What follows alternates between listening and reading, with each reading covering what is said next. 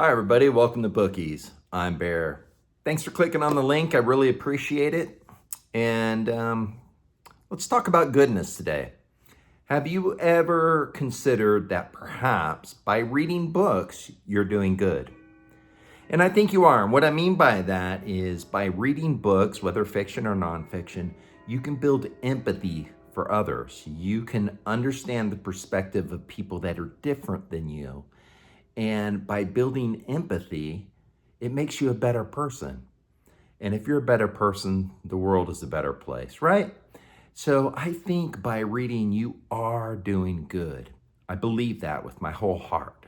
And on the subject of doing good, today is Holocaust Remembrance Day. And yes, I'm fully aware that in trying to build this channel, I should be focusing on very popular books, books that get a lot of buzz, and that reviewing a book that relates to an 8-year-old boy escaping the Warsaw Ghetto and running for his life from the German Gestapo probably isn't going to get a lot of views.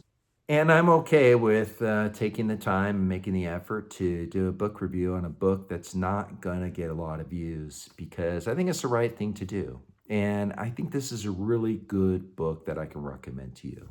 And the book I'm talking about, of course, is Run Boy Run by Uri Orlev. This video started with a quote, and it talks about the evil that comes with being a bystander in the face of evil and not doing anything about it. And I don't really think that you can recognize an injustice unless you have a deep reserve of love for your fellow man in your soul.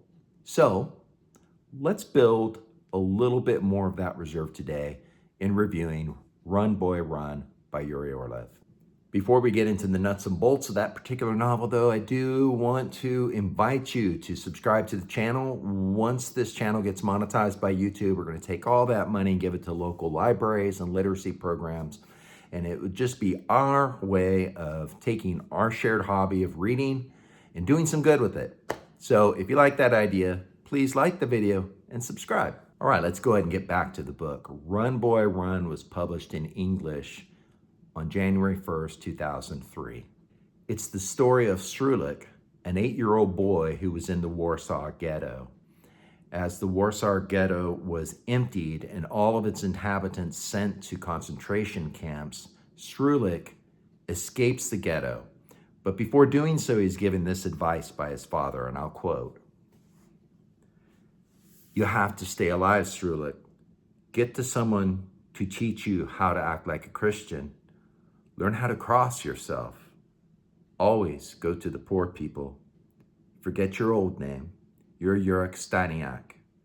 But even if you forget me and Mama, never forget you are a Jew." And this is exactly how Srulik survives in the Polish countryside as Jurek Staniak. Because he was a blonde boy, Srulik could more easily pass as the 8-year-old poor orphaned Polish boy, Jurek Staniak. And so Srulik, as Jurek, escapes from the Gestapo and he hides in the forest in the Polish countryside. And during that time, he would have to rely on getting shelter and food from poor Polish farmers because you can't survive a Polish winter in the forest. And as Srulik moves from place to place as Jurek, ultimately he would be found out over and over again. Even the fact of his circumcision got him found out twice because there's no way to escape being identified as a Jew when you are circumcised. Ultimately, however, Srulik would survive after many chases and escapes, even the loss of an arm. He would later be able to emigrate to Israel and grow old. But an arm isn't the only thing that was lost by Srulik. Ultimately, he would lose his whole family with the exception of one sister. So when you read something like this, hopefully you take something from it that you've learned. And the first thing I learned goes back to the advice of his father, where he says, never forget you're a Jew, even if you forget Papa and Mama. And that's exactly what happened. Over the course of years in hiding, Srulik would forget his family. He would forget what they looked like. He would forget their names. He had dreams while laying in the forest and hiding. He would have dreams that he was actively forgetting the names of his brothers and his sister and his parents. And then when he wake up, he would find that it was only too true, that he had indeed forgotten those things.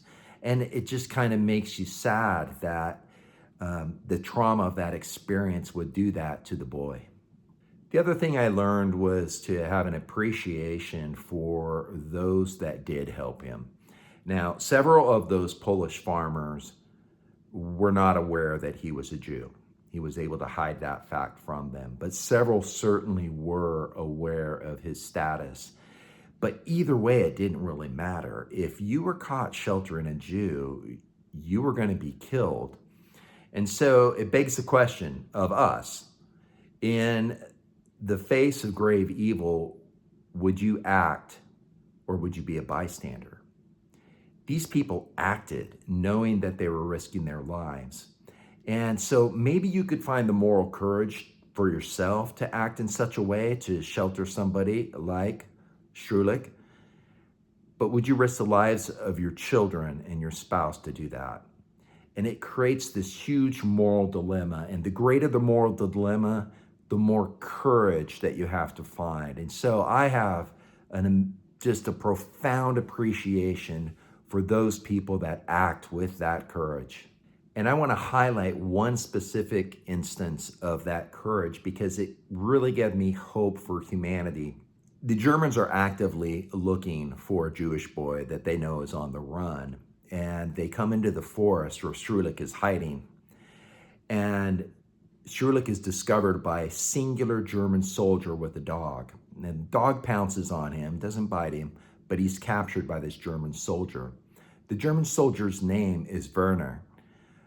But instead of turning him over and getting a commendation for having found the Jewish boy, Werner takes him to a bunker and he feeds him and he shelters him and he continues to shelter and feed him in that bunker, in that very German bunker, for several days until it was no longer feasible for him to do so.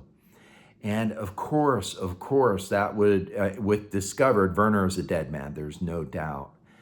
But it highlighted the fact that there's even humanity in a perceived enemy. There's always a hope of good amongst a pervasive sense of evil.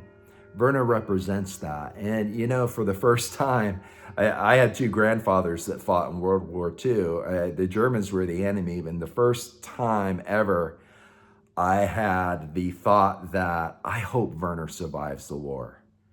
Because, you know, most of those German soldiers on the Eastern Front didn't. And it's the first time I've ever had that thought and feeling. But looking at the novel itself, it is a very compelling story. It comes in a little less than 200 pages, so it's an easy story to read. And it's got lots of daring escapes, captures, highlights the goodness of people, highlights the evil of others. And I really think that's a worthy read. You know, we're often told, and we should be told, that you can't forget the horrors of the Holocaust.